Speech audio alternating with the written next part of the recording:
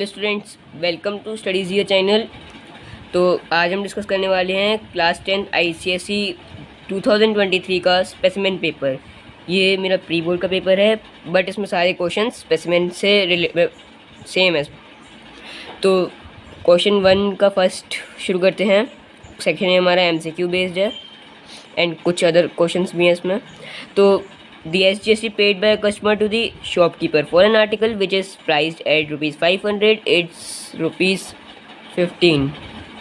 The rate of GST is, तो हमें rate of GST बताना है इसमें। तो क्वेश्चन को समझते हैं।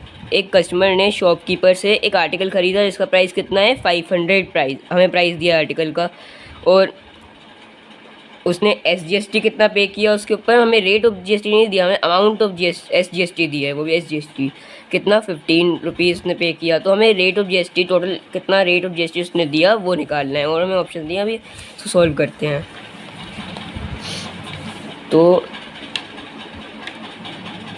हमें दिया है अमाउंट ऑफ आर्टिकल का, प्राइस ऑफ आर्टिकल दिया है हमें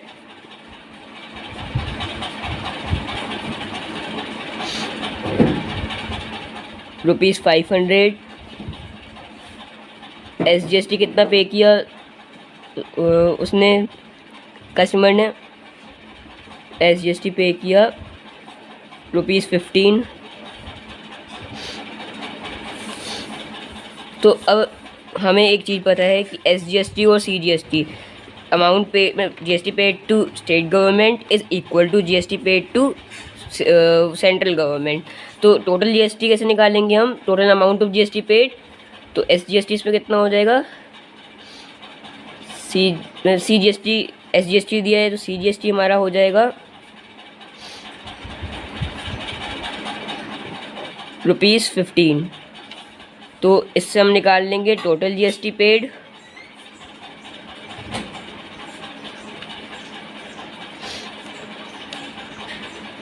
+15 30 रुपीज़ 30। तो अब हम रेट ऑफ GST कैसे निकालेंगे, total GST upon price of article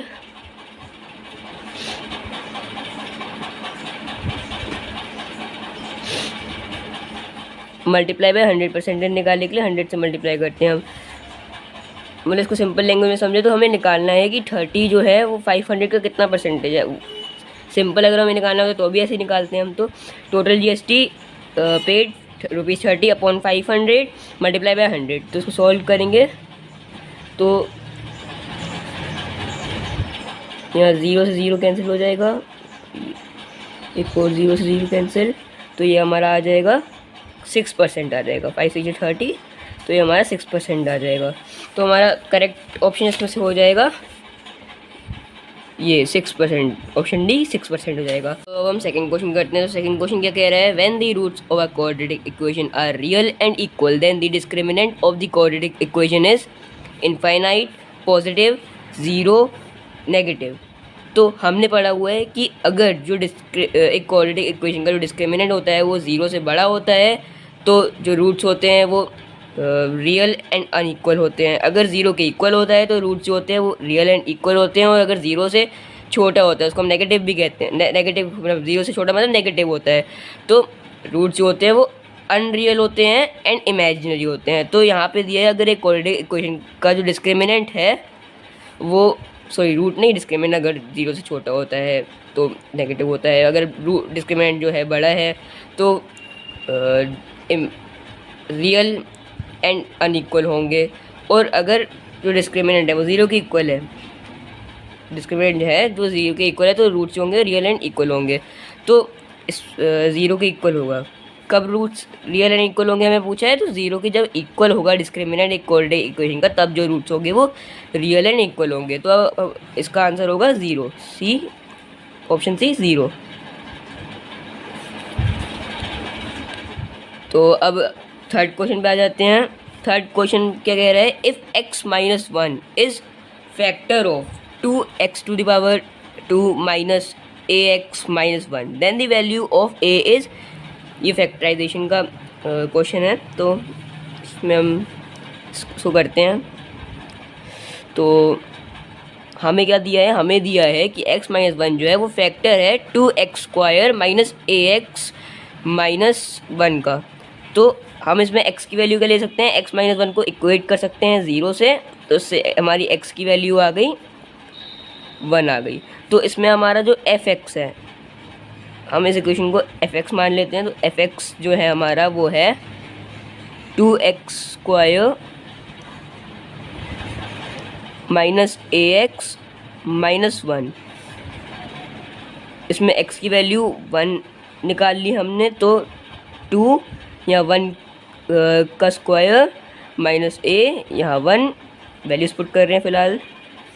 अब x-1 जो है वो फैक्टर है इस fx का, तो fx का फैक्टर है, तो हम इसको 0 से इक्वेट कर सकते हैं, क्योंकि ये जो है कम्प्लीटली इसको डिवाइड कर रहा है। तो इसको सॉल्व करके हमारे पास आ जाएगा 2 माइनस a-1, इसको हम 0 से इक्वेट कर देंगे, तो ये आ गया 2 माइनस 1, ये आ गया 1 minus a। 1 minus a is equal to 0, minus a is equal to -1, तो a की वैल्यू हमारी 1 आ गई। तो इसमें हमसे पूछा है if x-1 is factor of 2x² minus ax-1 then the value of a is 1। हमने अभी निकाली 1 है, तो इसमें हो जाएगा ऑप्शन बी। तो उसके अब करते हैं हम क्वेश्चन 4। इसमें ये मैट्रिक्स का क्वेश्चन है, मैट्रिक्स गिवन, ये मल्टीप्लिकेशन वाला जो पार्ट है मैट्रिक्स का उसका क्वेश्चन है। तो इजी क्वेश्चन है, गिवन ये हमें मैट्रिक्स दिए ABCD 4×4 की मल्टीप्लाई बाय एक x अननोन मैट्रिक्स दिया है इज इक्वल टू PQ 2×1 2×1 की मैट्रिक्स। तो हमें इस मैट्रिक्स का ऑर्डर बताना है, x मैट्रिक्स का ऑर्डर बताना है। तो कैसे बताएंगे, हम लिख लेते हैं इसका ऑर्डर क्या है, 2×2 2 मल्टीप्लाई बाय 2, उसके बाद x मैट्रिक्स का क्या अभी छोड़ देते हैं, ऐसे लिख देते हैं इसको खाली। तो ये इक्वल है किसके, ये इक्वल है P/Q के। P/Q का क्या ऑर्डर है, इसका ऑर्डर है 2 रोज मल्टीप्लाई बाय 1 कॉलम। तो अब इसमें हमें एक चीज़ ध्यान रखनी है, जो पहली वाली मैट्रिक्स का नंबर ऑफ कॉलम होंगे वो दूसरी मैट्रिक्स के नंबर ऑफ रोज के इक्वल होंगे, तो ये 2 हो गया। और जो रिजल्टेंट मैट्रिक्स है उसका जो नंबर ऑफ कॉलम होंगे वो सेकेंड वाली मैट्रिक्स के नंबर ऑफ रोज के इक्वल होंगे, नंबर ऑफ कॉलम्स के इक्वल होंगे। इसके नंबर ऑफ कॉलम इसके नंबर ऑफ कॉलम के इक्वल होंगे, इसके नंबर ऑफ रोज जो रिजल्टेंट मैट्रिक्स के वो फर्स्ट वाली मैट्रिक्स के नंबर ऑफ रोज के इक्वल होंगे। ये जो है फर्स्ट मैट्रिक्स का नंबर ऑफ कॉलम वो सेकंड मैट्रिक्स के नंबर ऑफ रोज के इक्वल होंगे। तो ऐसे हमारे पास आ गया ये 2×1। तो इसमें हमारा ऑप्शन सी करेक्ट है, 2×1 2 मल्टीप्लाई बाय 1। इसका आंसर आ गया 2 मल्टीप्लाई बाय 1। तो एक्स मैट्रिक्स का जो ऑर्डर है वो है 2 मल्टीप्लाई बाय 1।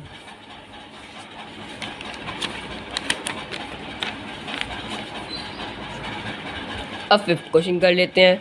तो फिफ्थ क्वेश्चन क्या कह रहा है, ये हमें अरिथमेटिक प्रोग्रेशन का क्वेश्चन दिया है। जो मैट्रिक प्रोग्रेशन है नहीं सिलेबस में, वो रिड्यूस हो चुका है, तो सिर्फ अरिथमेटिक प्रोग्रेशन है सिलेबस में। तो हमें दिया है 57, 54, 51, 48 एक अरिथमेटिक प्रोग्रेशन दी है हमें।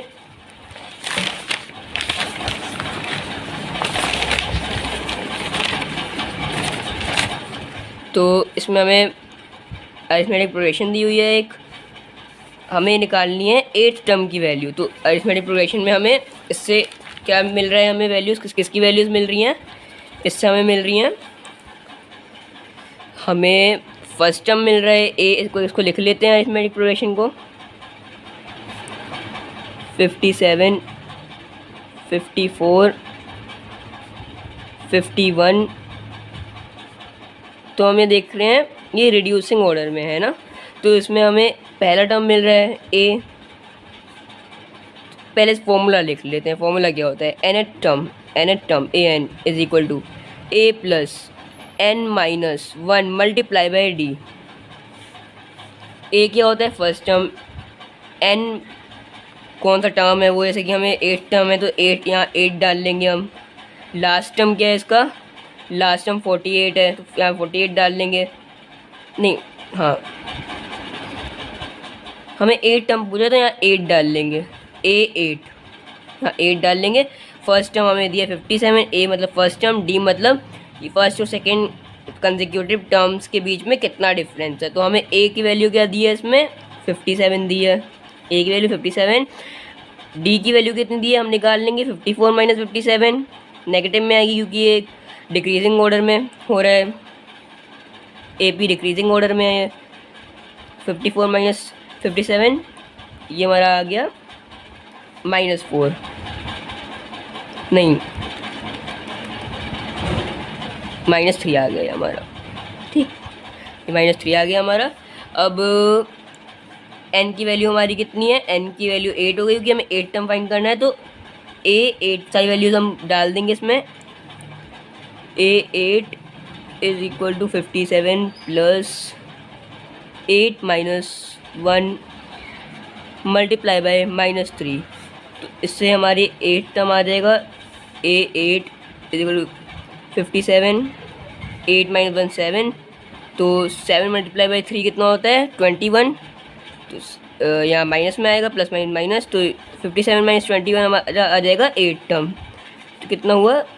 ये हुआ 46। कितना हुआ?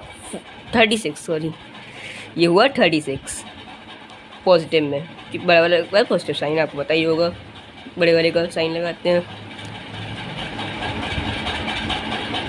36 ही हमारा 8 टर्म आ गया। तो उसमें क्या करेक्ट ऑप्शन होगा? इसमें करेक्ट ऑप्शन होगा कौन सा? ए, 36 ए, ये करेक्ट ऑप्शन होगा। तो हम 6th क्वेश्चन करते हैं। तो 6th क्वेश्चन कह रहा है the point A P Q is invariant about x is equal to P under reflection. तो पूछा है हमसे the coordinates of its image A dash is, उस एक हमें कोऑर्डिनेट पॉइंट दिया है ए, उसको कोऑर्डिनेट्स दिए हैं पी कोमा क्यू, और ये इनवेरिएंट है x is equal to P के अबाउट। रिफ्लेक्ट होके इनवेरिएंट आ रहा है x is equal to P के अबाउट। तो हमें कोऑर्डिनेट्स निकालने हैं इसकी इमेज ए डैश के। तो कैसे निकालेंगे? चलिए करते हैं क्वेश्चन यहाँ।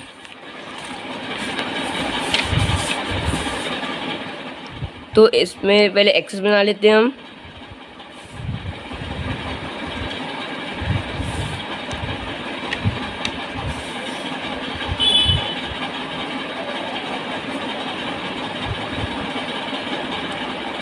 ये हो गई y x y dash x dash.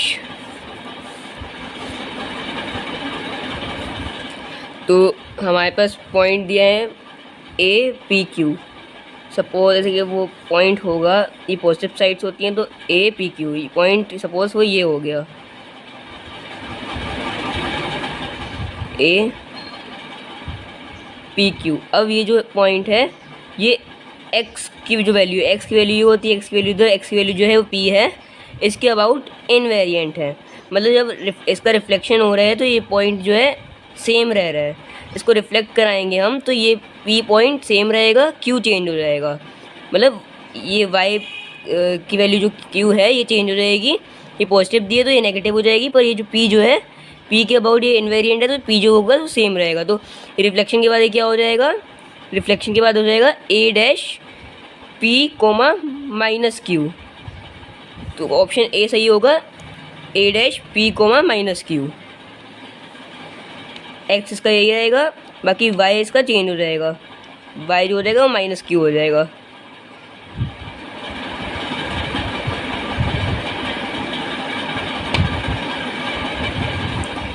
ठीक है, अब नेक्स्ट क्वेश्चन करते हैं।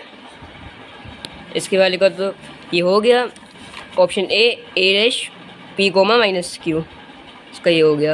अब 7th क्वेश्चन में कह रहा है in the given diagram the triangle A B C similar to triangle D E F by the axiom. हमें बताना है कौन से एक्सियन से सिमिलर है दोनों ट्रायंगल। तो हमें इन दोनों ट्रायंगल में दिख रहा है, दो साइड्स दी हैं, एक एंगल दिए, दो साइड्स एक एंगल, और वो जो एक एंगल है वो इन दोनों साइड्स के बीच में है। तो सीधा सीधा हमें दिख रहा है कि इसमें लगेगा SAS, साइड एंगल साइड। तो इसका आंसर होगा option B. Option B SAS is the correct answer. और अब 8th क्वेश्चन से आ जाते हैं। 8th क्वेश्चन कह रहा है the volume of a right circular cone with same base radius and height as that of a right circular cylinder is 120 centimetre cube. अब हमें बताया है एक राइट सर्कुलर कोन है, मतलब राइट एंगल्ड सर्कुलर कोन, और एक राइट एंगल्ड सर्कुलर सिलेंडर है। अब हमें बताया है कि जो राइट एंगल्ड सर्कुलर कोन है उसका जो बेस रेडियस है, बेस का रेडियस और हाइट, बेस का रेडियस और उसकी हाइट जो है वो सेम है as that of a cylinder, circular cylinder के सेम है। जो circular cylinder, right circular cylinder की बेस एंड हाइट है वही उस सर्कुलर कोन का बेस रेडियस एंड हाइट है। और उसका उस राइट सर्कुलर कोन का हमें वॉल्यूम दिया है 120 सेंटीमीटर क्यूब। अब हमें वॉल्यूम निकालना है सिलेंडर का वॉल्यूम निकालना है हमें कोन का वॉल्यूम दिया है। अब हमें पता है, अब क्योंकि जो राइट सर्कुलर कोन है उसका जो बेस रेडियस है और हाइट है वो सेम है as that of the circular cylinder. तो अब हमें पता है कि जो कोन होता है सिलेंडर, जो कोन होता है राइट सर्कुलर कोन होता है उसका वॉल्यूम जो होता है वो 1/3 होता है सिलेंडर के। तो हमें इसका वॉल्यूम दिया है 1/3, जो कोन का वॉल्यूम होता है वो सिलेंडर के 1/3 सिलेंडर के वॉल्यूम के 1/3 होता है। तो इसका मतलब सिलेंडर का जो वॉल्यूम होगा वो कोन के वॉल्यूम के 3 टाइम्स होगा, कोन के वॉल्यूम के 3 टाइम्स। तो 3 × 120, जो 120 वॉल्यूम दिया है कोन का वो 1/3 इंटू सिलेंडर, जो राइट सर्कुलर सिलेंडर है उसके वॉल्यूम का है 1/3 टाइम। तो अब जो वो इसका सिलेंडर का, राइट सर्कुलर सिलेंडर का जो वॉल्यूम होगा वो होगा 3 × 120, 3 into volume of the right circular कोन। तो आंसर आ जाएगा 3 × 120 इज़ 360 सेंटीमीटर क्यूब। तो इसका आंसर आ जाएगा 360 सेंटीमीटर क्यूब। अब करते हैं 9th क्वेश्चन। 9th क्वेश्चन हमें सेट पे बेस्ड दिया है, सॉल्यूशन सेट, हाँ लीनियर इन इक्वेशन का क्वेश्चन हमें दिया है, सॉल्यूशन सेट दिया है हमें एक इन इक्वेशन के लिए। वो इन इक्वेशन ये है -8 स्मॉलर देन और equal to 2x smaller than where x belongs to whole number. तो हमें 4 ऑप्शन दिए, इसको सॉल्व करके हम निकाल लेते हैं इसका। तो सॉल्व कर लेते हैं।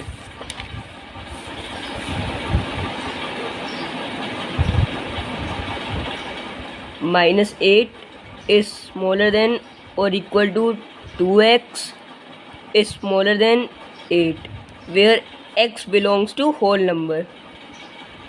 होल नंबर 0 से स्टार्ट होते हैं, हमें पता है। इसको सॉल्व कर लेते हैं। इससे 2 इक्वेशन बनेगी, एक बनेगी -8 इज स्मॉलर देन और इक्वल टू 2x और एक बनेगी 2x इज स्मॉलर देन 8। तो इन दोनों को साइमल्टेनियसली सॉल्व कर लेते हैं, मतलब। तो -8 अपॉन 2 इज स्मॉलर देन और equal to x, -4 is smaller than और इक्वल टू x। तो ये इधर साइड ये आ गया, इधर साइड को सॉल्व कर लेते हैं।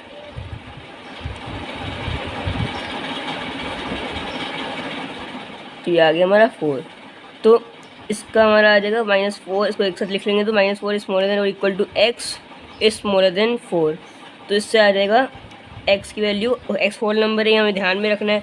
तो इससे x की वैल्यू आ जाएगी, x जो है वो -4 के इक्वल है या फिर उससे ग्रेटर है। पर माइनस में हमारी वैल्यू हो नहीं सकती क्योंकि होल नंबर माइनस नहीं होता। तो हम इसको स्टार्ट करेंगे 0 से, 0 1 2 3। पर जो x है हमारा वो 4 से छोटा है तो 3 तक ही रखेंगे। 4 से छोटा है तो मतलब 3 तक ही रहेगा। तो इसका हमारा मतलब आंसर आ जाएगा, हमारा आया 0 1 2 3। इसमें ऑप्शन सी दिया है 0 1 2 3, तो हमारा करेक्ट ऑप्शन हो जाएगा ऑप्शन सी, 0 1 2 3। अब नेक्स्ट क्वेश्चन पे आ जाते हैं। The probability of the sun rising from the east is PS। The value of PS is, अब ये नेचुरल केस है, सन ईस्ट से राइज होता है, ये इसकी प्रोबेबिलिटी ईस्ट से ही राइज होता है, इसमें हम प्रोबेबिलिटी नहीं निकाल सकते हैं, प्रोबेबिलिटी। तो ये एक नेचुरल केस है, इसमें हमेशा वैल्यू जो होती है वो 1 होती है। क्या होती है? हमेशा 1 होती है। The probability of sun rising from the east is S the value of P S is 1। ये नेचुरल केसेस में हम वैल्यू नहीं निकाल सकते, इसकी वैल्यू हमेशा ऑलवेज 1 होती है, तो उसमें option C P S is equal to 1 सही होगा। अब आ जाते हैं 11th क्वेश्चन में। 11th क्वेश्चन मैट्रिक्स पे बेस्ड है हमारा। एक मैट्रिक्स की इक्वेशन दी है, हमें एक्स की वैल्यू निकालनी है, तो निकाल देते हैं एक्स की वैल्यू। तो नोट कर लेते हैं पहले अपने क्वेश्चन को।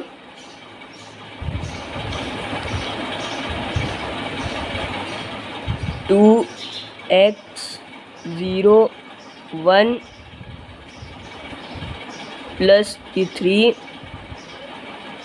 ये 2 1 4 0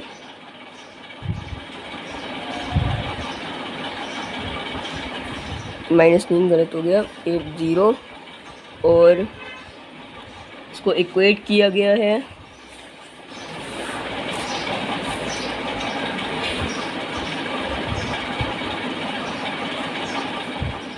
8 8 12 1 के साथ। 8 8 12 1 पहले ये सॉल्व कर लेते हैं।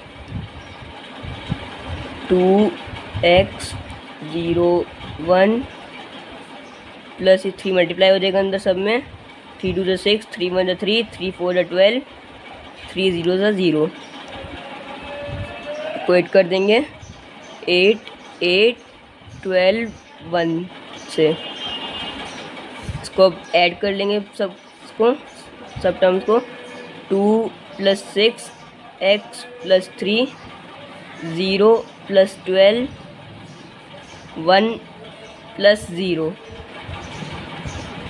is equal to 8 8 12 1। तो ये आ जाएगा हमारा 8x + 3 12 1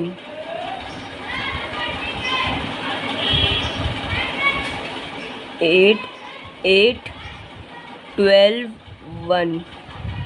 तो अब एक्स ये दोनों मैट्रिक्स इक्वल है, तो हम इन दोनों के सभी टर्म्स को इक्वल कर सकते हैं। तो x + 3 को हम इक्वेट कर देंगे 8 से। x + 3 इज इक्वल टू 8, तो इससे हमारी x की वैल्यू निकल आएगी x इज इक्वल टू 8 - 3, तो आ जाएगी x is equal to 5। x की वैल्यू आ गई 5, तो क्या x की वैल्यू 5 आ गई, तो इसमें ऑप्शन डी करेक्ट हो जाएगा। इसमें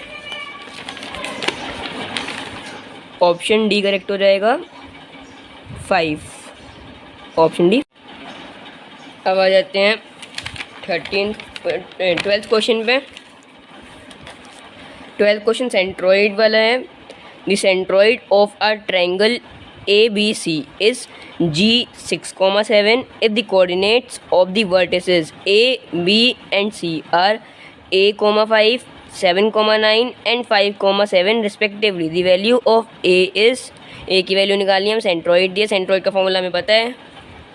सेंट्रॉइड का फॉर्मूला होता है सेंट्रॉइड का फॉर्मूला होता है जैसे कि G(x, y) is equal to x1 + x2 + x3 upon 3, y1 + y2 + y3 upon 3। ये होता है सेंट्रॉइड का फॉर्मूला। अब हमें वैल्यूज़ दी हैं, वैल्यूज़ डाल लेते हैं।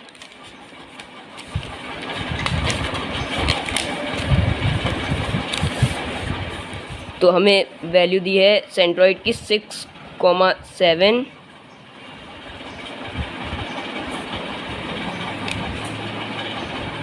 x1 दिया है a, x2 दिया है 7, x3 दिया है 5 अपॉन 3, y1 दिया है 5, y2 दिया है 9 एंड y3 दिया है 7 अपॉन 3।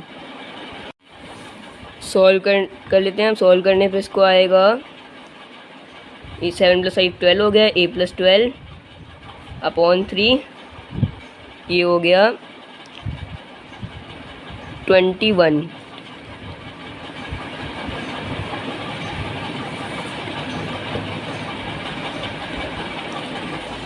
21/3 और इसको इक्वेट कर लेते हैं 6,7 a+12/3 ये 7 आ गया। अब 6 is equal to a+12/3 3 6 18 18 is equal to a+12 तो इसमें हमारा a आ गया 18 - 12 18 - 12 आ गया a मतलब 6 वैल्यू आ गई हमारी a की 6 आ गई वैल्यू। तो हमारा करेक्ट ऑप्शन होगा 6। Correct option is B 6। अब करते हैं 13 question. In the given diagram AC is the diameter of the circle and angle ADB is equal to 35 degree. Diagram दिया हुआ है, हमें x निकालना है, हमें इसमें x निकालना है। थोड़ा जूम कर देता हूँ मैं। हाँ, तो ये हमें डायग्राम दिया है, ये 35 डिग्री एंगल दिया है ADB, एंगल ADB, ये हमें x दिया है। इसमें ये सर्कल का है क्वेश्चन। अब ये डायग्राम दिया है, इसमें पहले तो ये वाला एंगल जो होगा वो इसके इक्वल हो जाएगा। ये एक सेगमेंट है, angle in the same segment theorem लग जाएगा। ये AB जो है यही इस वाले एंगल को बना रहा है, यही इस वाले एंगल को बना रहा है। तो ये दोनों एंगल सेम हो जाएंगे, AB 35 हो जाएगा। निकल आया। क्या थ्योरम लिखेंगे? Angle in the same segment. अब ये वाला जो होगा ये 90 डिग्री हो जाएगा, क्योंकि हमें दिया है, हमें एक और इन्फॉर्मेशन दिया है AC इज डायमीटर। AC ये वाला AC है, डायमीटर है। अब हमने एक और थ्योरम पढ़ा है, जो डायमीटर एंगल बनाता है सर्कल पे वो हमेशा 90 डिग्री होता है। तो ये डायमीटर ये जो है इस सर्कल पे एंगल डायमीटर ये एंगल ये डायमीटर बना रहा है एंगल, तो ये 90 डिग्री होगा। क्या होगा? ये 90 डिग्री हो जाएगा। तो हमें ये एंगल पता है, ये एंगल पता है, ये एंगल निकाल लेंगे 180 में से माइनस करके। 90 + 35 125 हो गया। 125 को 180 में से माइनस करेंगे तो क्या आएगा? 125 को 180 में से माइनस करेंगे, ये आ जाएगा 55। तो ये हमारा आ गया 55 आ गया। तो इसका आंसर होगा A 55। अब हमारा ये 14 क्वेश्चन आ गया अरिथमेटिक प्रोग्रेशन का। इसमें दिया है if the nth term of an arithmetic progression AP, arithmetic progression का nth टर्म मतलब लास्ट टर्म जो है एक अरिथमेटिक प्रोग्रेशन का वो n+3 है। तो उसके फर्स्ट 3 टर्म्स कैसे होंगे? nth टर्म n+3 है, तो nth टर्म दिया है हमें। nth टर्म मतलब लास्ट टर्म नहीं होना, nth टर्म दिया है जहाँ तक वो है, जैसे कि हम कहते हैं 12th टर्म तक है ये सीरीज़, 13th टर्म तक है, तो nth टर्म तक ये अरिथमेटिक प्रोग्रेशन है। तो हमें nth टर्म दिया है इसका, इस टर्म तक है ये सीरीज़। तो हमें फर्स्ट सेकेंड एंड थर्ड निकालना है इससे। First second and third term निकालने हैं। फर्स्ट 3 टर्म्स निकालने हैं, शुरू के 3 terms, first second and third. तो यहाँ पे n की वैल्यू 1 डालेंगे तो फर्स्ट टर्म आ जाएगा 2 डालेंगे, तो सेकेंड टर्म आ जाएगा 3 डालेंगे, तो थर्ड टर्म आ जाएगा। और यहाँ पे n की वैल्यू डालेंगे, क्योंकि हमें nth टर्म दिया है, यहाँ n की वैल्यू हम निकालेंगे डालेंगे 1 2 3, तो first second and third term आ जाएगा। n की वैल्यू क्यों डालेंगे? क्योंकि n की वैल्यू मतलब कौन से पोजीशन में वो टर्म है। तो पोजीशन फर्स्ट डालेंगे तो फर्स्ट टर्म आ जाएगा n+3, क्योंकि nth टर्म दिया है हमें। तो 1 डाली हमने 4 आ गया, 2 डाली 5 आ गया, 3 डाली 6 आ गया। तो हमारा करेक्ट ऑप्शन हो गया, ये तो शुरू के 3 टर्म्स आ गए, करेक्ट ऑप्शन हो गया हमारा ऑप्शन C। अब आ जाते हैं 15 क्वेश्चन पे। The median of a group frequency distribution is found graphically by drawing. जो मीडियन होता है ग्रुप फ्रीक्वेंसी डिस्ट्रीब्यूशन का, एक ग्रुप्ड फ्रीक्वेंसी डिस्ट्रीब्यूशन को वो हम कैसे निकालते हैं? वो हम इसमें 4 ऑप्शन दिए हैं, लीनियर ग्राफ से, ये नहीं, हिस्टोग्राम भी नहीं होगा, हिस्टोग्राम से हम मोड निकालते हैं, फ्रीक्वेंसी पॉलीगन भी नहीं, क्यूमुलेटिव फ्रीक्वेंसी कर्व से हम मीडियन निकालते हैं। तो करेक्ट ऑप्शन है क्यूमुलेटिव फ्रीक्वेंसी कर्व। इससे हम क्यूमुलेटिव फ्रीक्वेंसी कर्व से हम निकालते हैं मीडियन एक ग्रुप्ड फ्रीक्वेंसी डिस्ट्रीब्यूशन का, एक ग्रुप्ड फ्रीक्वेंसी डिस्ट्रीब्यूशन का मीडियन हम निकालते हैं क्यूमुलेटिव फ्रीक्वेंसी कर्व, क्योंकि हमें मीडियन निकालने के लिए क्यूमुलेटिव फ्रीक्वेंसी चाहिए होती है। तो क्यूमुलेटिव फ्रीक्वेंसी कर्व से मीडियन निकलता है, ठीक है। तो इसका ऑप्शन हो गया D, ये करेक्ट ऑप्शन है D। अब सेकंड क्वेश्चन करते हैं। सेकेंड का first, Salman deposits ₹1200 every month in a recurring deposit account for 2.5 years. If the rate of interest is 6% per annum, find the amount he will receive on maturity. ये chapter banking का question है, तो करते हैं solve. Second का first, तो question में दिया है कि सलमान डिपॉजिट करता है 1200 एवरी मंथ, ₹1200 एवरी मंथ। तो ₹1200 जो हो गया वो हो गया हमारा प्रिंसिपल। क्या हो गया प्रिंसिपल हमारा? ₹1200 in recurring deposit account for 2.5 years। Time हमें दिया है 2.5 years, इसमें ईयर्स में दिया है, हम मंथ्स में लेते हैं तो क्या लेंगे? 2.5 year कितना हो गया? 30 months। 2 years मतलब 24 months एंड हाफ ईयर मतलब 6 months, तो ये हो गया 30 months। कितने रेट पे वो डिपॉजिट कर रहे हैं, कितना रेट ऑफ इंटरेस्ट है? If the rate of interest है 6% per annum rate of interest है, तो कितना होगा रेट ऑफ इंटरेस्ट? 6%। तो हमें निकालना है find the amount he will receive on maturity. Maturity पे उसको कितना अमाउंट मिलेगा, मतलब मैच्योरिटी वैल्यू निकालनी है। इस सर्टेन टाइम पीरियड के बाद उसको कितना अमाउंट वापस मिलेगा, हमें ये निकालना है। तो मैच्योरिटी वैल्यू का फॉर्मूला क्या होता है? Maturity value is equal to principal multiply by time plus principal multiply by time multiply by time plus 1 multiply by rate of interest upon 2 multiply by 12 multiply by 100। तो value substitute करते हैं, तो याद आएगा principal हो गया 1200 multiply by time 30 plus 1200 multiply by 30 multiply by 31 multiply by rate of interest 6 upon 2 multiply by 12 multiply by 100। ये 0 से 0 कैंसिल हो गया, 12 से 12, ये 3, इसको सॉल्व करके निकलेगा, ये आ गया 36,000 प्लस 31 इंटू 30 हो गया 930 मल्टीप्लाई बाय 3, ये आ जाएगा 36,000 प्लस 2790, और ये मैच्योरिटी वैल्यू हमारी कितनी आ गई? फिर मैच्योरिटी वैल्यू आ गई हमारी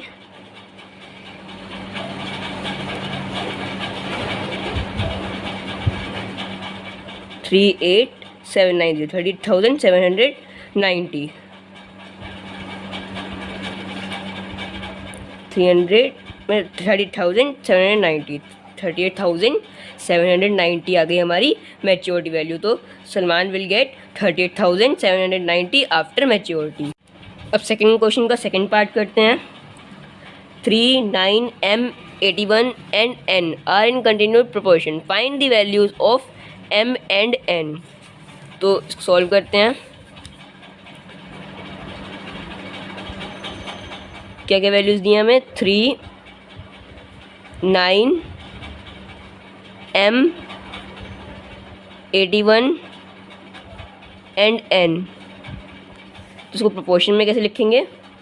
3/9 is equal to N 9 upon M is equal to M upon 81 is equal to 81 upon N। तो पहले M की वैल्यू निकाल लेते हैं। तो 3/9 is equal to N upon M। तो ये तो आ गया 1/3 is equal to 9 upon M। M की वैल्यू आ गई है क्रॉस मल्टीप्लिकेशन से 27। अब M की वैल्यू हम इसमें डाल देते हैं। पहले ये लिख लेते हैं M upon 81 is equal to 81 upon N। M की वैल्यू क्या है? 27 upon 81 is equal to 81 upon N। इनको सिंप्लीफाई कर लेते हैं, 1/3 आएगा 27 1 जा 27 3 जा, तो ये 1/3 आ गया। 1/3 इज इक्वल टू 81/n। ये हमारी n की वैल्यू आ गई इसमें 243। m की वैल्यू हमारी आई 27, n की वैल्यू आ गई 243। सेकंड का थर्ड पार्ट करते हैं। तो ये ट्रिग्नोमेट्रिक आइडेंटिटीज़ का क्वेश्चन है, तो रीड करते हैं। Prove that cos a upon 1 plus sine a plus 1 plus sine a upon cos a is equal to 2 sec a। तो उसको सॉल्व करते हैं, क्वेश्चन लिख लेते हैं, सॉल्व करते हैं इसको। सेकंड का थर्ड प्रूविंग का क्वेश्चन है ट्रिग्नोमेट्रिक आइडेंटिटीज़ का, आसान है। तो let's solve. cos a upon 1 plus sine a plus 1 plus sine a upon cos a is equal to किसके इक्वल प्रूफ करना है हमें? Is equal to 2 sec a। इसके इक्वल हमें इसको प्रूफ करना है। तो हम लेफ्ट हैंड साइड लेते हैं ये वाला, तो LHS left hand side is equal to cos a upon 1 plus sine a plus 1 plus sine a upon cos a।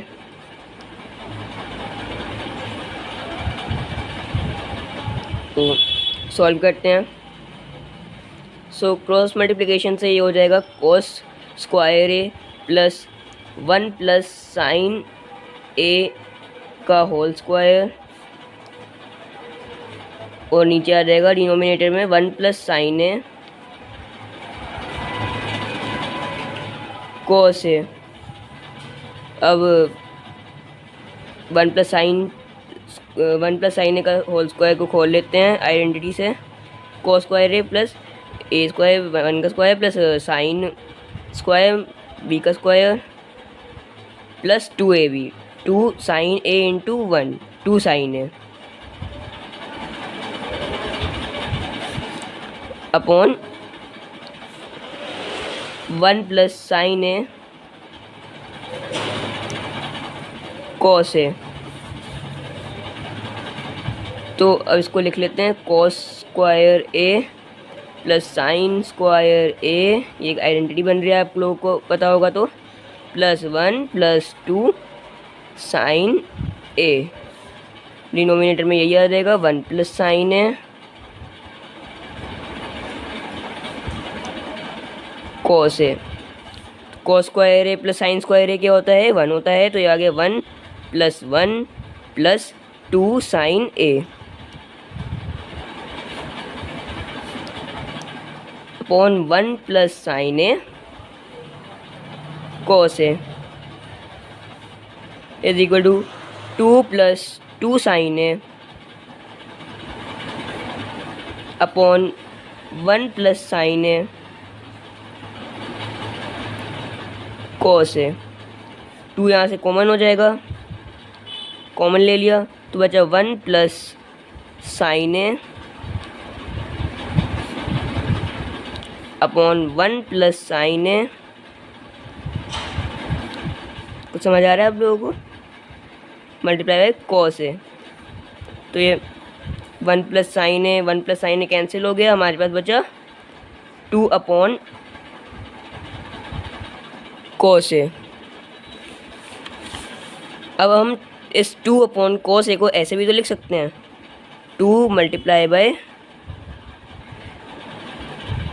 1 upon cos a, बात सेम ही है।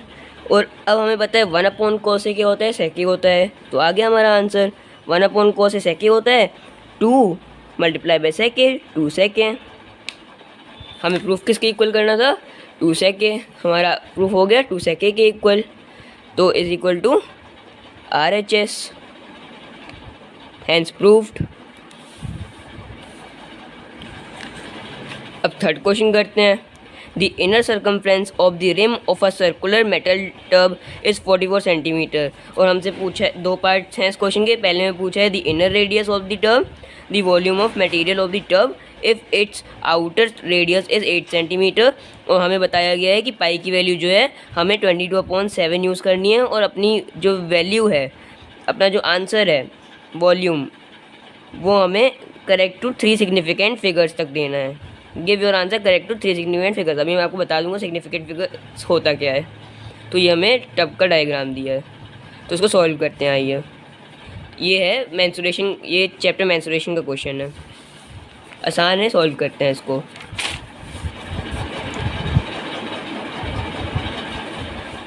फर्स्ट पार्ट है क्वेश्चन 3 का। The inner circumference of the rim of a circular metal tub is 44 centimetre. मतलब हमें दिया है inner circumference. Inner circumference मतलब ये जो इनर वाला सर्कल है, अंदर वाला जो सर्कल है, इसका जो सर्कमफ्रेंस है पूरे का, वो हमें दिया है 44। इस रिम के, इस सर्कुलर मेटल टब के जो रिम है, उसका जो इनर सर्कमफ्रेंस है, ये रिम मतलब ये, इसका जो इनर सर्कमफ्रेंस है, इस इनर वाले सर्कल का जो सर्कमफ्रेंस है, वो हमें दिया 44 सेंटीमीटर, है ना। तो आइए, इससे हमारा इनर रेडियस निकल आएगा, तो निकालते हैं। तो पहली बात, सर्कमफ्रेंस का फॉर्मूला क्या होता है? इनर सर्कमफ्रेंस लिख लेते हैं। इनर सर्कमफ्रेंस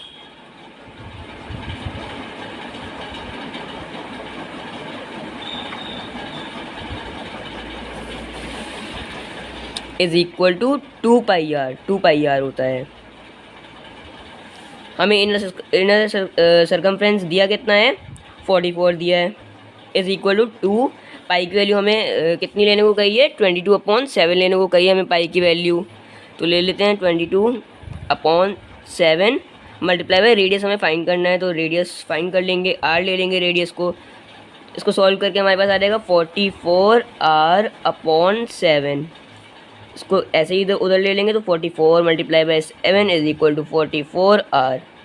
44 मल्टीप्लाई बाई 7, इसको मल्टीप्लाई करके भी आप सॉल्व कर सकते हैं, पर ऐसे सॉल्व करेंगे बिना मल्टीप्लिकेशन के तो ये कैंसिलेशन से आसान हो जाएगा, तो इसलिए ऐसे सॉल्व करना मैं ज़्यादा प्रेफर करूँगा।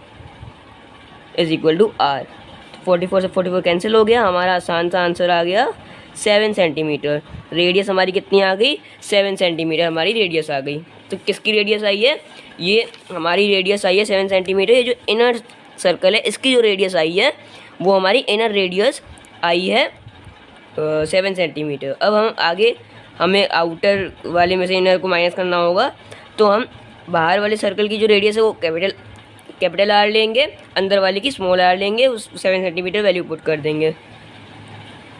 हमें रेडियस वैसे दिया है, निकालते हैं इसका बी पार्ट।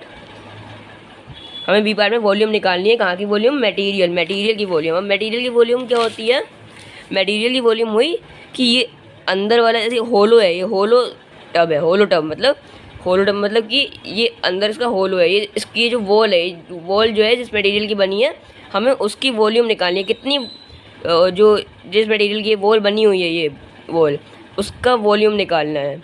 तो अंदर वाला, बाहर वाला जो होगा वॉल्यूम, उसमें अंदर वाले को हम माइनस कर देंगे, तो इतने का आ जाएगा वॉल्यूम। तो आइए सॉल्व करते हैं। तो volume of material with tub if the outer radius दिया है 8 सेंटीमीटर। तो हम पहले निकाल लेंगे वॉल्यूम ऑफ आउटर सर्कल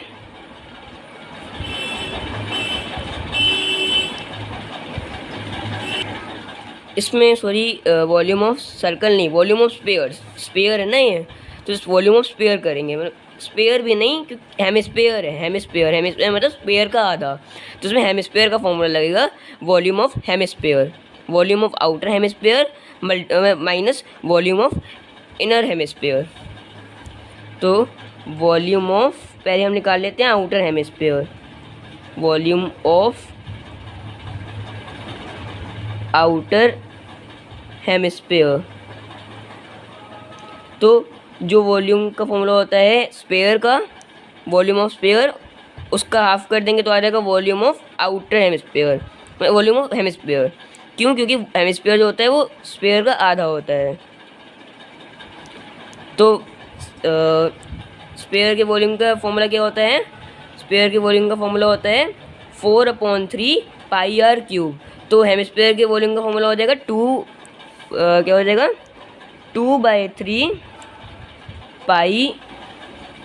अब आउटर हेमिस्फीयर तो आउटर का कैपिटल आर लेंगे, radius r cube, 2/3 pi capital R cube.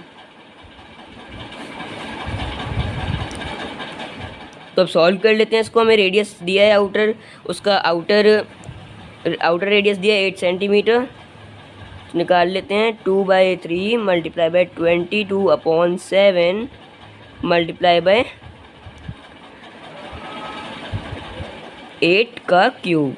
इसको सॉल्व कर लेते हैं। तो ये हमारा आ गया है 22,528/21 सेंटीमीटर क्यूब। अब वॉल्यूम निकाल लेते हैं इनर हेमिस्फीयर की। वॉल्यूम ऑफ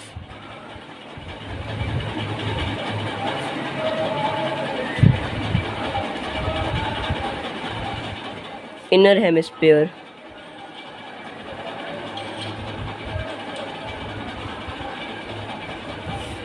इसका फॉर्मूला वही 2/3 पाई। इसमें आर स्मॉल लेंगे क्योंकि हमने अंदर वाला रेडियस क्या मानी थी, स्मॉल आर। तो ये हो जाएगा 2/3 multiply by 22/7 multiply by small r क्या था 7 का क्यूब। तो ये हमारा सॉल्व हो क्या आ गया 2156/3 सेंटीमीटर क्यूब, सॉरी क्यूब। ठीक है, तो अब हम कैसे निकालेंगे मटेरियल की क्या वॉल्यूम है जिससे वो टब बनाए। तो ये हम निकालेंगे volume of material of tub is equal to volume of outer hemisphere minus volume of inner hemisphere. Volume of outer hemisphere minus volume of inner hemisphere.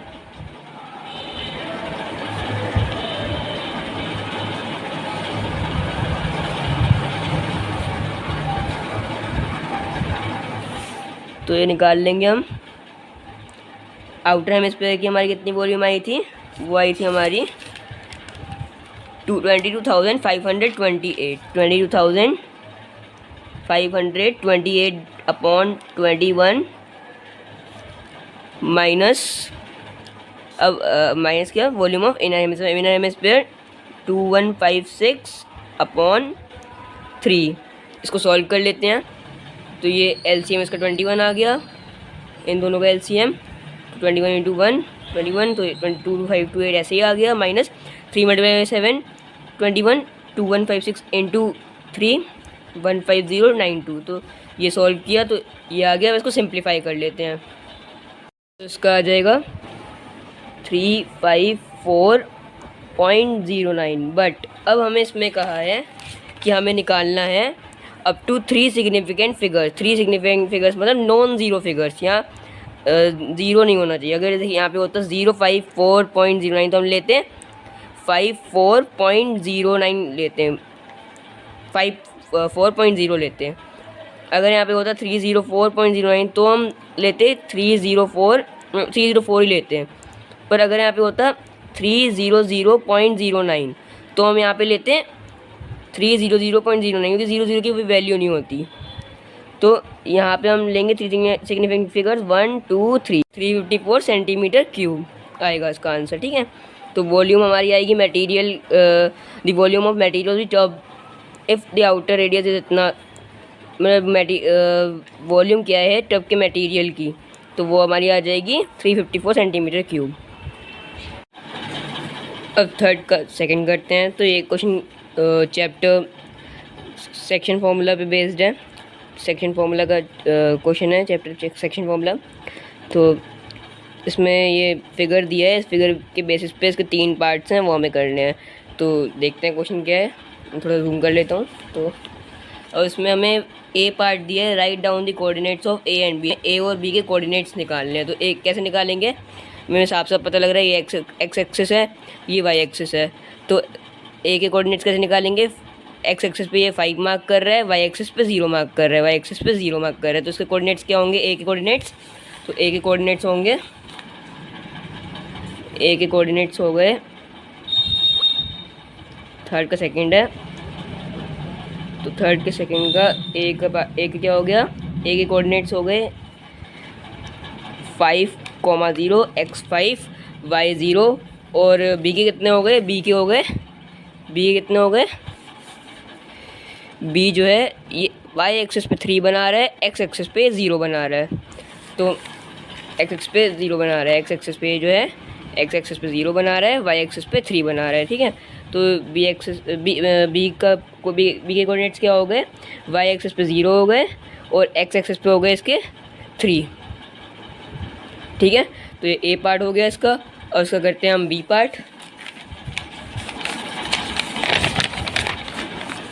इसका बी पार्ट दिया है, if P divides A B in the ratio 2:3 find the coordinates of point B. अगर A B जो line है वो divide कर रही है 2:3 में, P जो है पॉइंट, सॉरी जो P पॉइंट है वो ए बी लाइन को डिवाइड कर रहा है 2:3 रेशियो में, तो हमें P पॉइंट के कोऑर्डिनेट्स फाइंड करना है। और इसमें हमें एक चीज़ ध्यान रखनी है, ये इस लाइन का नाम, ये ए बी दिया है या बी ए दिया है, क्योंकि जैसे दिया हुआ है ये ए बी दिया है तो हम इस लाइन को इधर से देखेंगे, इधर से, तो जूम कर लेता हूँ।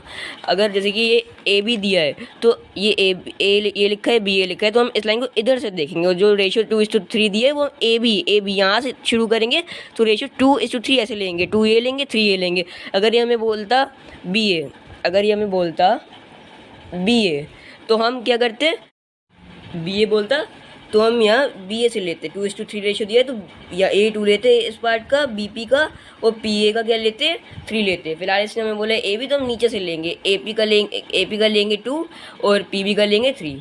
तो हमने A पार्ट सॉल्व कर लिया, B पार्ट सॉल्व करते हैं। B पार्ट में हमें यही कह रहा है, if P divides AB in the ratio 2:3 find the coordinates of P। तो इसमें सॉल्व कर लेते हैं इसको, बड़ा आसान क्वेश्चन है, ठीक है, इसको सॉल्व कर लेते हैं।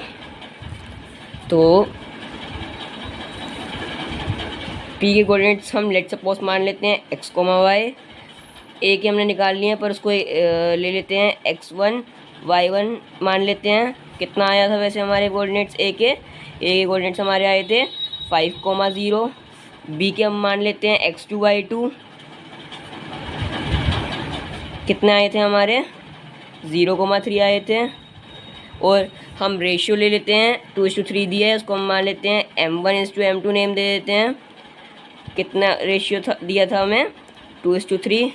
तो फॉर्मूला क्या होता है, सेक्शन फॉर्मूला क्या होता है, Px, y is equal to m1x2 plus m2x1 upon m1 plus m2। Same y के लिए m1y2 plus m2y1 upon m1 plus m2। अब वैल्यूज़ इनपुट कर देते हैं। P की वैल्यू हमें दी नहीं है तो ये x, y रहेगा। ये वैल्यूज़ हमें दी हैं, m1 हमें कितना दिया है 2 दिया है, मल्टीप्लाई बाय x2 कितना दिया है, x2 दिया है हमें 0, प्लस m2 कितना दिया है 3, मल्टीप्लाई बाय x1 दिया है 5, upon m1 plus m2 2 plus 3। यहाँ पे भी यही होगा, 2 मल्टीप्लाई बाय y2 कितना है 3 है, प्लस m2 3 है, मल्टीप्लाई बाय y1 कितना है हमारा 0 है, अपॉन 2 प्लस 3, अपॉन 2 प्लस 3। तो सॉल्व कर लेते हैं। P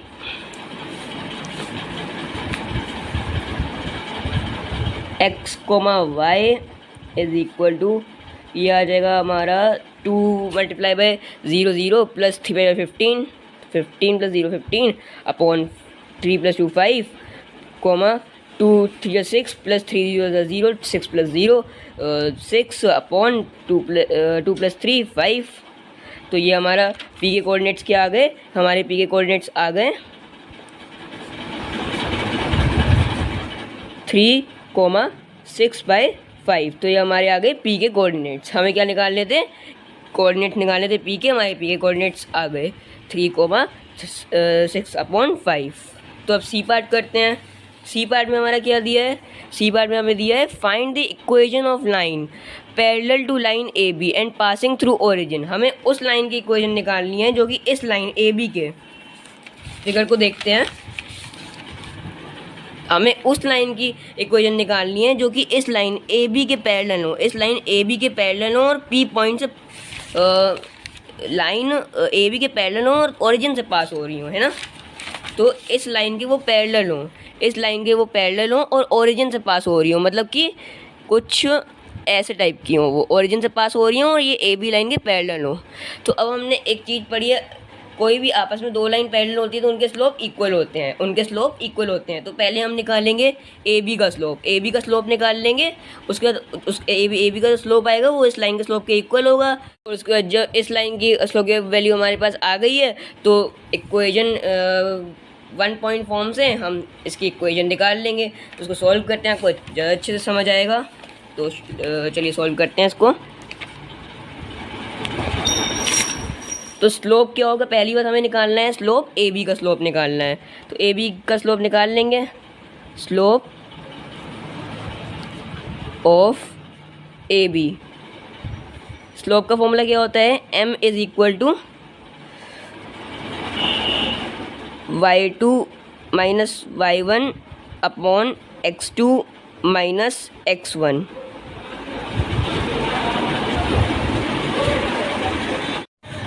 तो वैल्यू इनपुट करते हैं, m is equal to y2 क्या था, y2 था हमारा 3 माइनस y1 था 0 अपॉन x2 था 0 माइनस x1 था 5।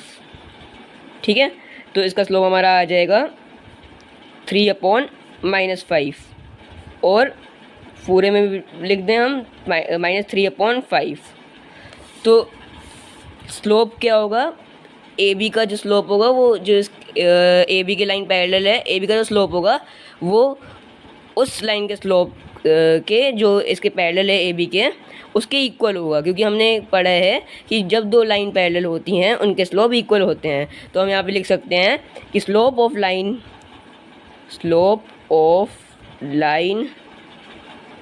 ए B is equal to line which is parallel to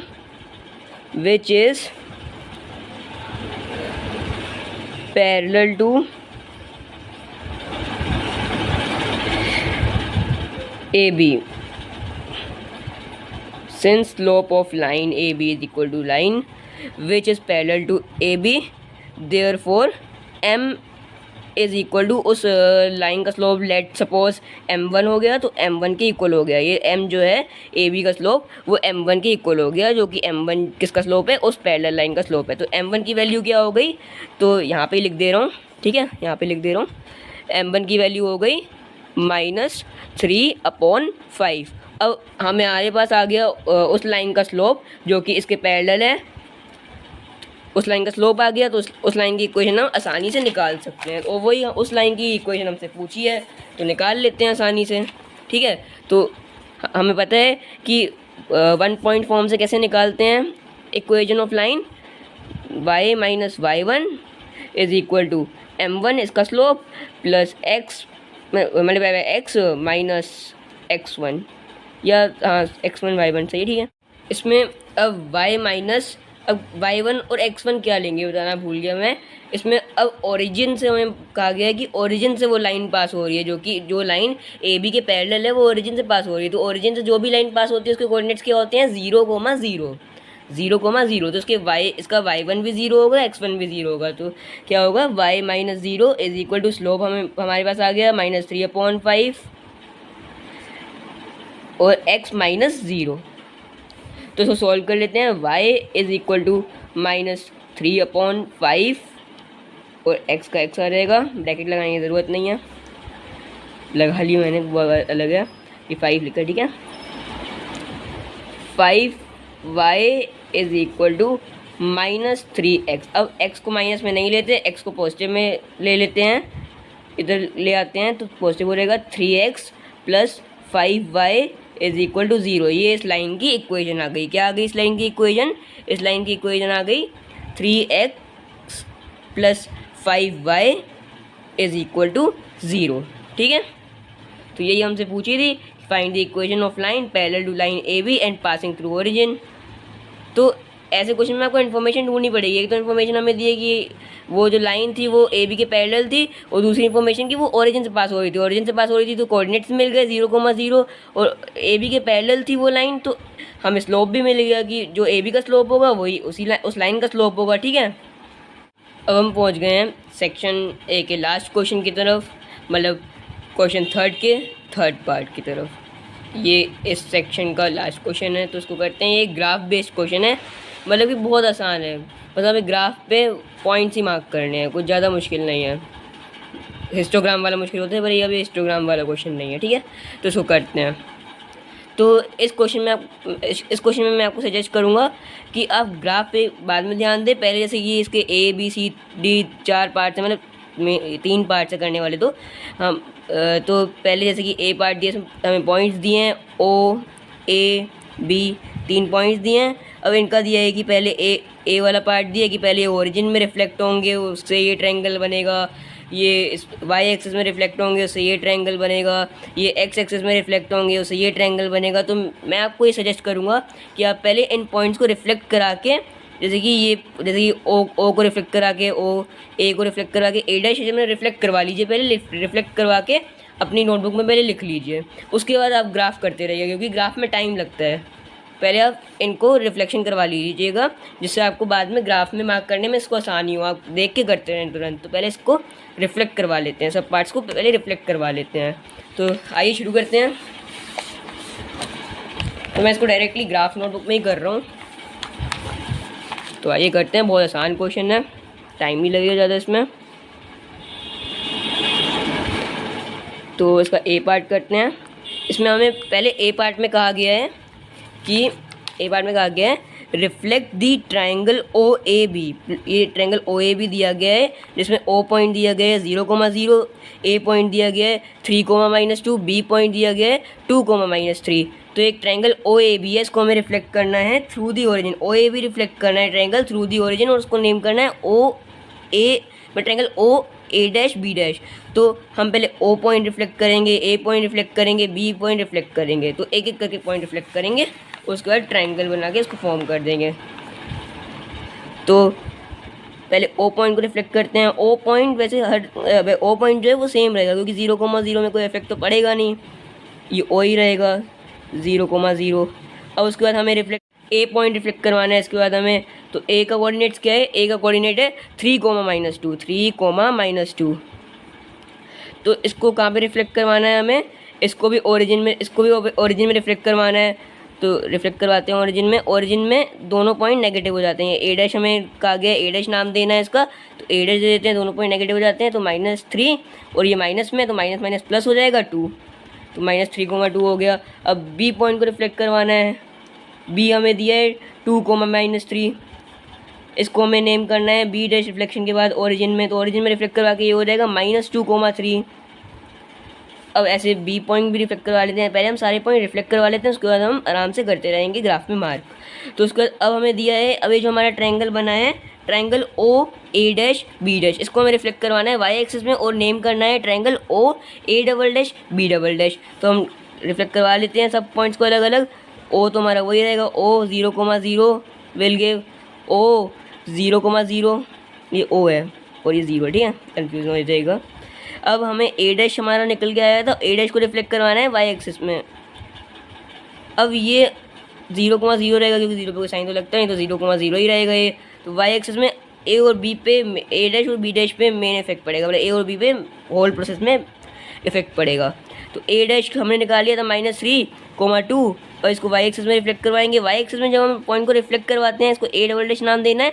Y axis में जब हम पॉइंट को रिफ्लेक्ट करवाते हैं तो उसका एक्स नेगेटिव हो जाता है, एक्स में माइनस साइन आ जाता है, तो इसका एक्स ऑलरेडी नेगेटिव है तो ये माइनस माइनस प्लस हो जाएगा 3 और ये 2। सिमिलरली हम बी डैश को रिफ्लेक्ट करवा लेते हैं -2,3। इसका भी एक्स नेगेटिव है पहले से, तो नेगेटिव नेगेटिव पॉजिटिव आ जाएगा। इसको हमें बताया गया नाम देना है बी डबल डैश देना है। तो ये हमारा आ जाएगा -+2 और ये 3 तो पॉजिटिव था ही। अब हमारा सी पार्ट आ गया। सी पार्ट में हमें कहा गया है कि हमें रिफ्लेक्ट करना है।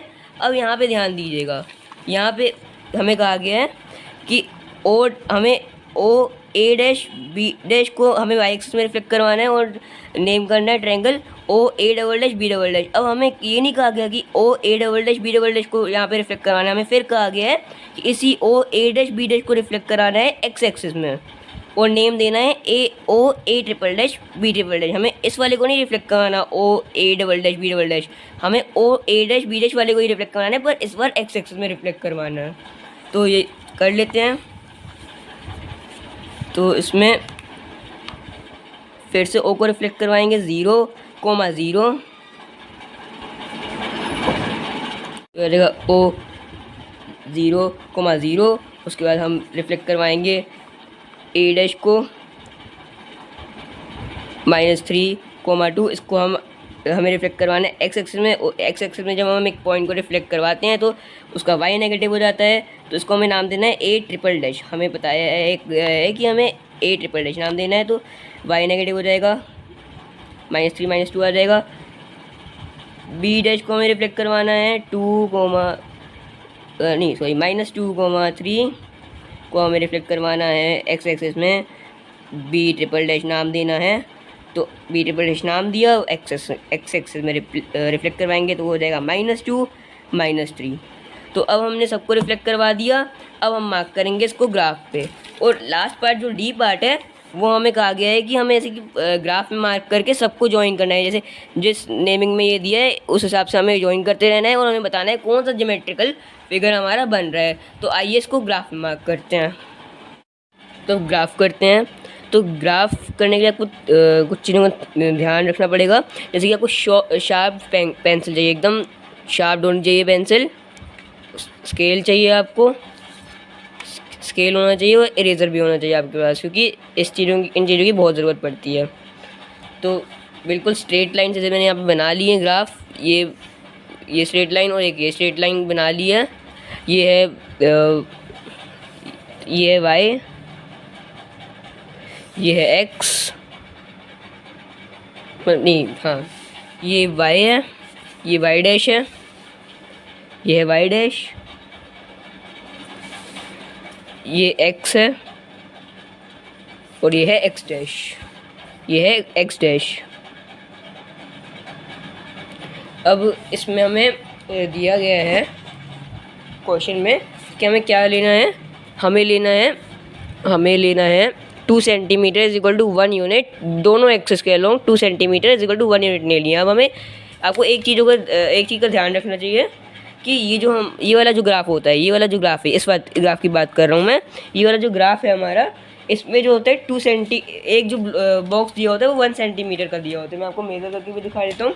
जो एक हमारा बॉक्स है वो 1 सेंटीमीटर का दिया होता है। हमारा एक बॉक्स 1 सेंटीमीटर का दिया होता है। मेज़र करके दिखा देता हूँ आपको। ये देखिए, ये हमारा एक बॉक्स जो है यहाँ तक आ रहा है, ये 1 सेंटीमीटर। तो एक बॉक्स 1 सेंटीमीटर का है, पर हमें क्या दिया गया है? हमें दिया गया है कि हमें लेना है 2 centimetre is equal to 1 unit. 1 unit मतलब 1 और 2 के बीच कितना गैप लेना है? 2 सेंटीमीटर का। 2 बॉक्स का गैप लेना है हमें। तो 2 centimetre is equal to 1 unit. 1 unit हमें 2 सेंटीमीटर का लेनी है। एक का गैप हमें 2 बॉक्सेस पे लेना है। तो हम 1 यहाँ मार्क करेंगे 1, फिर 2 बॉक्सेस के बाद 2 सेंटीमीटर के बाद 2, 2 सेंटीमीटर के बाद 3। अब आपको एक चीज़ का ध्यान देना है। एग्ज़ाम में जो ग्राफ आपको मिलेगा,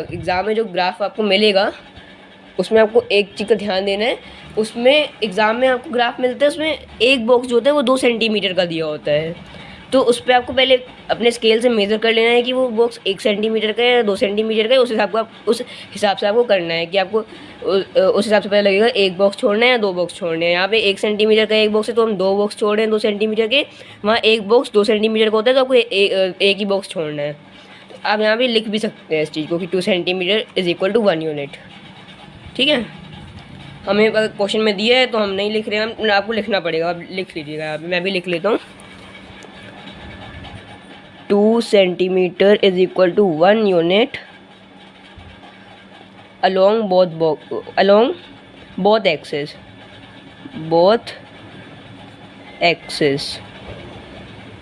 ठीक है, हमने लिख लिया है यहाँ पे।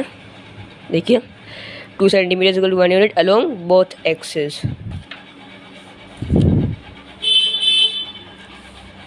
तो हम मार्क कर लेते हैं। 2 बॉक्सेस छोड़ के 1, 2 सेंटीमीटर का है 1, उसके बाद 2 बॉक्सेस छोड़ के 2, 2 बॉक्सेस छोड़ के 3, 2 बॉक्सेस छोड़ के 4, 2 बॉक्सेस छोड़ के 5। हमें 5 तक की चाहिए यहाँ पे, उसके आगे तो चाहिए नहीं।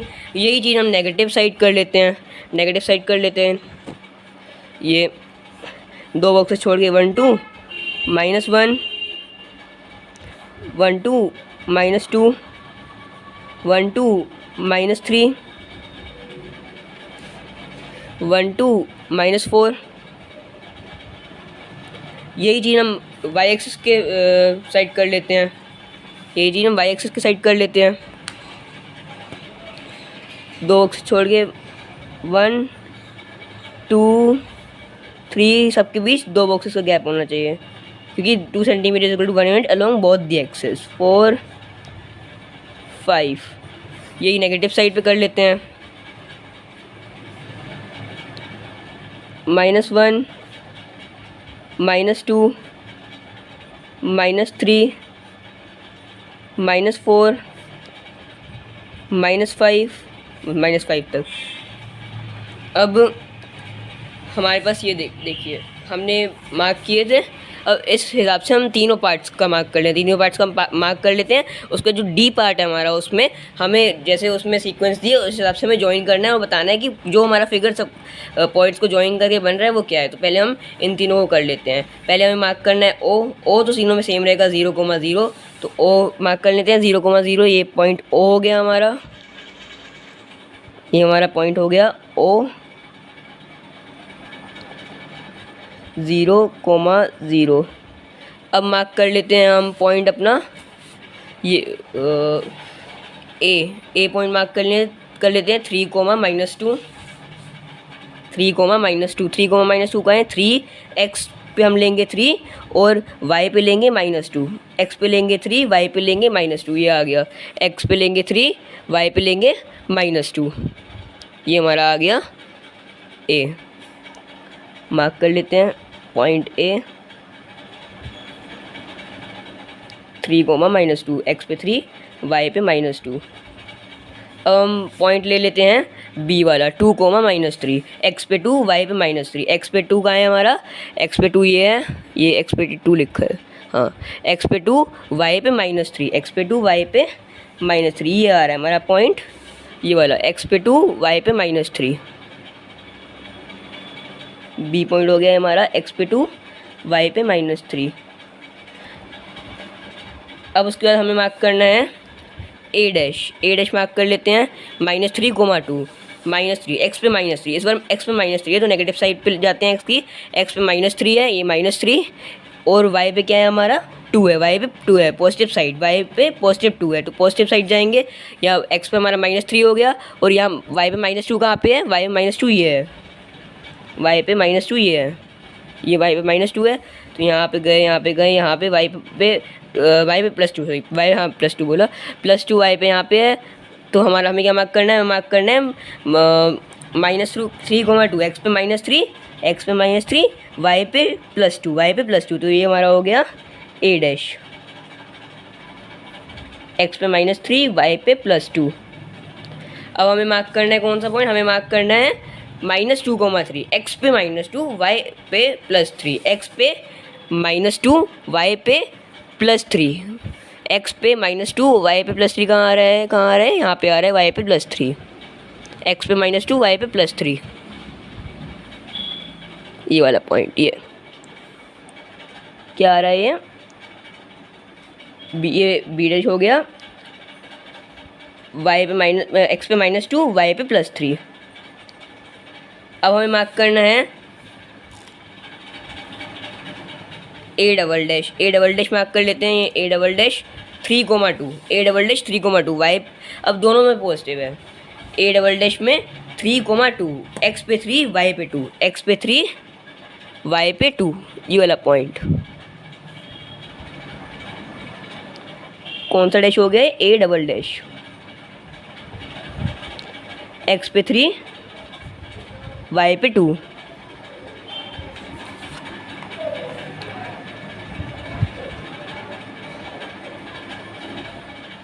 अब हमें मार्क करना है बी डबल डैश 2,3, ये 3,2 मार्क किया। अब हमें मार्क करना है बी डबल डैश 2,3, एक्स पे 2 वाई पे 3, एक्स पे 2 वाई पे 3, एक्स पे 2 वाई पे 3, वाई पे 3, दोनों पॉजिटिव हैं। ठीक है, ये वाला पॉइंट हो गया हमारा बी डबल डैश,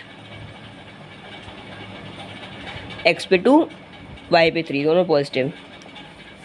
अब हमें मार्क करने हैं triple dash, A triple dash -3, -2, दोनों नेगेटिव, ए ट्रिपल डैश -3, -2, एक्स पे -3, एक्स पे -3 और वाई पे -2, एक्स में -3, एक्स में -3 ये हो गया, वाई में -2 नहीं, सॉरी, एक्स में -3 ये हो गया, ये वाई में -2 क्या हो गया, वाई पे -2 ये हो गया, ये वाई पे -2, एक्स में -3, ये वाला पॉइंट।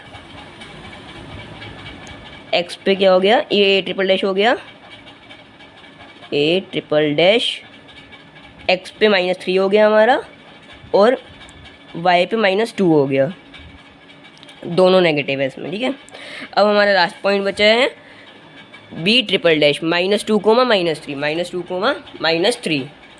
-3, दोनों नेगेटिव, एक्स पे -2 वाई पे -3, एक्स में -2 वाई में -3, एक्स में -2 कहाँ है हमारा, ढूंढिए, एक्स में -2 हमारा ये है, वाई में -3 कहाँ है, वाई पे -3, वाई पे -3, वाई पे -3, ये रहा हमारा, ये वाई पे -3 हो गया, एक्स पे -2 हो गया। तो ये वाला पॉइंट हमारा हो गया B triple dash, B triple dash क्या हो गया हमारा, -2, -3। ठीक है, अब हमें डी पार्ट करना है, जो कि लास्ट पार्ट है इस क्वेश्चन का। क्या कहा गया है, join the points A dash. अब हमें ये ध्यान रखना है, जिस सीक्वेंस में इसमें बताया गया उसी सीक्वेंस में ज्वाइन करना है। A double dash, B double dash, B dash, A triple dash, B, and give the geometrical name of the close figure so form. अब हमें आपको एक चीज़ का ध्यान रखना है कि इसको स्केल से ही जोड़ना है, स्केल से जोड़ेंगे तभी एकदम परफेक्ट शेप बनेगी। तो हम सीक्वेंस के हिसाब से जोड़ लेते हैं इसको। पहले कहा गया है ए से शुरुआत करनी, इसमें कहा गया है ए से शुरुआत करनी, तो ए से शुरुआत करते हैं। ए से जाना है हमें पहले ए डबल डैश तक, यहाँ ए से ए डबल डैश तक जाना है, ए डबल डैश, ठीक है, ए डबल डैश तक जाना है हमें पहले, सीधी लाइन। और जो ग्रीन लाइन है, ग्रीन लाइन को ही ट्रेस करिएगा, ये वाली टेढ़ी, ऐसे टेढ़ी मेढ़ी ना कीजिएगा, ये ग्रीन लाइन कोई ट्रेस करते बनाइएगा, ए से ए डबल डैश, ठीक है, ए से ए डबल डैश। अब ए डबल डैश से बी डबल डैश, ए से A double dash, A double dash से B double dash, A double dash से बी डबल डैश।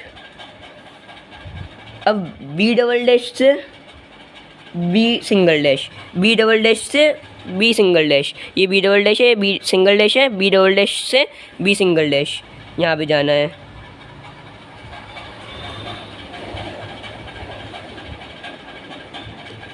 बिल्कुल सीधी लाइन बनाइएगा, क्योंकि सीधी लाइन नहीं बनाई तो गड़बड़ी हो सकती है। बी डबल डैश से बी सिंगल डैश में जाना है, चले गए। अब हमें जाना है बी सिंगल डैश से ए सिंगल डैश में, बी सिंगल डैश से A single dash, B single dash से ए सिंगल डैश में जाना है, चले जाते हैं। बिल्कुल एकदम सीधी लाइन बनानी है इसमें, तभी आप आसानी से कर पाएंगे इसको। अब उसके बाद ए सिंगल डैश पे आ गए, ए सिंगल डैश से ए ट्रिपल डैश पे जाना है हमें, ए सिंगल डैश से ए ट्रिपल डैश पे जाना है हमें, तो चले जाते हैं ए सिंगल डैश से ए ट्रिपल डैश तक। बिल्कुल ट्रेस करिएगा इस लाइन को, जो ग्रीन लाइन है, ए सिंगल डैश से ए ट्रिपल डैश तक, ठीक है। और उसके बाद जाना है ए ट्रिपल डैश से बी ट्रिपल डैश तक, ये ए ट्रिपल डैश से बी ट्रिपल डैश तक जाना है।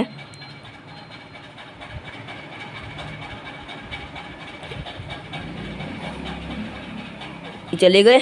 अब हमें जाना है लास्ट बी ट्रिपल डैश से बी तक, बी ट्रिपल डैश से बी डैश बी तक जाना है, बी ट्रिपल डैश से बी डैश तक। ये चले गए हम बी डैश तक। अब ये लास्ट वाला ये बच रहा है इतना, इसको अपने आप से ज्वाइन कर लीजिएगा फिगर को कंप्लीट करने के लिए। मैं फिगर कंप्लीट कर लीजिएगा। बी को ए से ज्वाइन कर देते हैं, लास्ट बचा है। अब हम ये बताइए, आप देखिए कौन सा फिगर बन रहा है, जूम कर देता हूँ, देखिए कौन सा फिगर है, देखिए कौन सा फिगर बन रहा है। तो ये क्लियरली देखा जाए तो ये कौन सा फिगर बन रहा है, इसकी साइड्स गिनते हैं। ये क्लोज फिगर है, 1 2 3 में 1 2 3 4 5 6 7 8 साइड जिसकी होती हैं, जिस क्लोज फिगर की, इसको क्या कहते हैं हम, ऑक्टागन कहते हैं। तो हम कह सकते हैं, ये पेंसिल से ही लिख देता हूँ मैं, ये कौन सा फिगर है, ये है ऑक्टागन। कौन सा फिगर है, ये है ऑक्टागन, ठीक है। क्योंकि इसकी कितनी साइड्स हैं, 8 साइड्स हैं, 1 2 3 4 5 6 7 8, तो ये ऑक्टागन है। तो इसी के साथ हमारा सेक्शन ए कंप्लीट होता है। अगर आपको ये वीडियो पसंद आई हो तो स्टडी बेफिकर ब्लॉग्स को सब्सक्राइब कीजिएगा, इस वीडियो को लाइक करिएगा और ज़्यादा से ज़्यादा अपने फ्रेंड्स को शेयर कीजिएगा जिससे उनकी हेल्प हो। Thanks for watching.